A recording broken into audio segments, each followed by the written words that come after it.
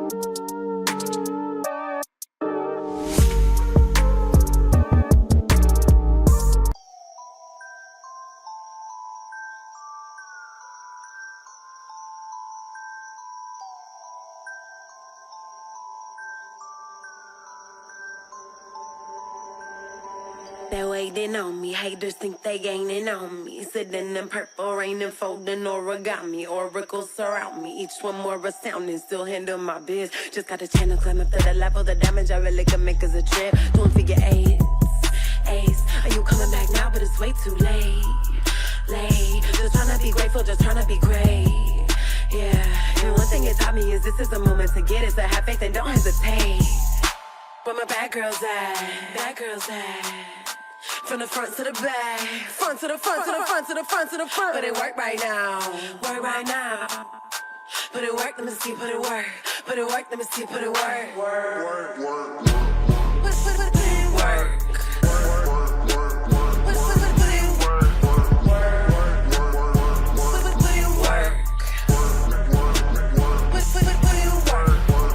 Never land, never let my feet touch the floor. I just flow in my zone, you can't touch us though. Keep it moving, UFO, I just got to go. I can't touch the floor. Take that, break that with a bit. Great. The only problem is, what about me? This is not about them. It's about us. Listen, when you and Jesus are okay, everything's okay. Isn't that the truth? When we're okay with Jesus, everything is okay. So when we're not good with Jesus, nothing else is going to be right. That's what He understands. And so He tells them how to get the first love back. And so He gives them instruction. Listen, it is possible to live in a dynamic relationship for the rest of your life. You can have a marriage that is ascending and growing for the rest of your married life. You can have a relationship with Jesus that is growing for the rest of your life. If you've lost your passion, you can get that passion back easily for your marriage and for Jesus. And it doesn't mean manipulating your emotions or hyping yourself up or doing anything weird. It just requires doing what Jesus said. And here's what Jesus said. Remember where you fell from? Remember where you fell from? And He's calling to remembrance the beginning of the relationship. I got saved at 19 years old. I had lived in deep, deep sin and rebellion until I was 19 years old.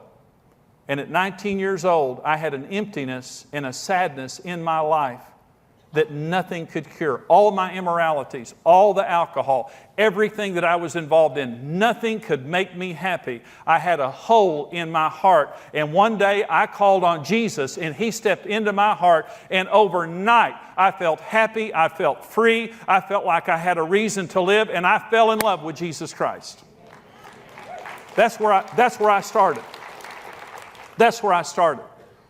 It always starts with Jesus. It always starts with Him coming into our lives and assuming something that no one else could assume, and that is the role of filling this empty void and making us feel like somebody. It's about Jesus.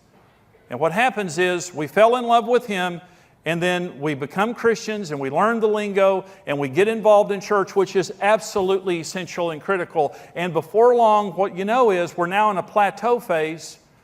Easy, comfortable, status quo, familiar. We're not pursuing, we're not seeking. It's not the same as it once was. There's not sacrifice in the relationship. And I'm not talking about money, I'm talking about time. I'm talking about heart. I'm talking about emotion. We're not seeking and pursuing the way that we once did. And the song that we sang just a minute ago, it says, when I seek you, I find you. And when I find you, I love you.